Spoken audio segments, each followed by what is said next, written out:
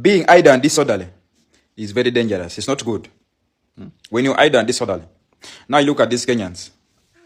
They were there bored.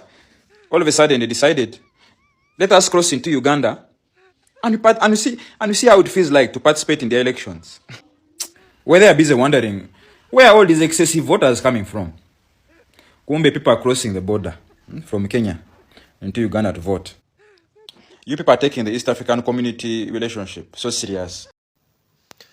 Well, actually, a point of correction on that is not that we were idle, we were super busy. It's only because the situation on the other country was one thing that we decided, you know what, we cannot just sit here where somebody who was born 50 years ago has never seen a former president, and we decided, you know what, we're going to go there and try our best. That way, Uganda, even if the results were cancelled, we want to see those results.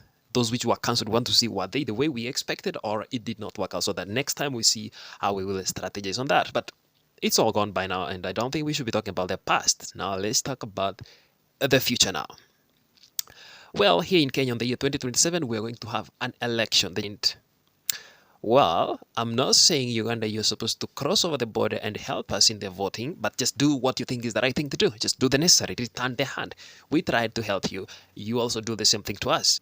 We could have asked our southern neighbors, Tanzania, to do the same, but they are I can say somehow a little bit of cowards, and the most dangerous thing you can ever do is to have a deal with a coward.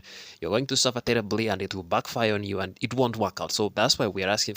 Ugandans are somehow Kenyanized in a way that we can communicate things, we can have deals, and we can just succeed together because we have so many things in common. We share values, culture.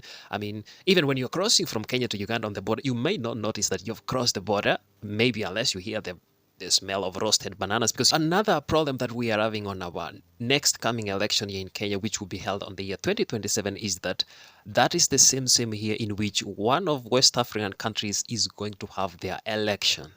It's a country with a very old president, as old as a fossil. I mean, it's an archaeological site as a president. I don't want to mention the name of the country, but we had agreed to help them, and they also come here and help us. But the fact that the two elections are colliding at one time, it might be a big problem, but we'll see how to do it. We won't lack solutions. We'll find a way in which we can do about it. I mean, this is the time in Africa that we need each other more than ever before. For now, all we are asking is for Ugandans to come and show up in big numbers. Don't be worried so much how it will happen, what we'll do there. We'll just give you the guidelines on how things are being done. Because actually we don't have another neighbors whom we can do so many things like Ugandans, we share so many things in common. That's why we are asking for it, because when you look at other neighbors of us like South Sudan, I mean, they also have their own so many problems which they are dealing with, and they cannot come for our rescue. You look at Ethiopia, which we have very minimal contact with them. As much as they are our neighbors, we have very little to share with them. I mean, it's like one of those neighbors whom you don't even know what they work, what they do. I mean, you have very little information about them as much as yes, they are our neighbors. On the other side, we have the Somalis whom, yeah, they might come and help a little bit, but we depend so much on you Ugandans to do the necessary thing. I mean, yeah, for them, they also have their own things which they're dealing with. The only barrier which is remaining is language.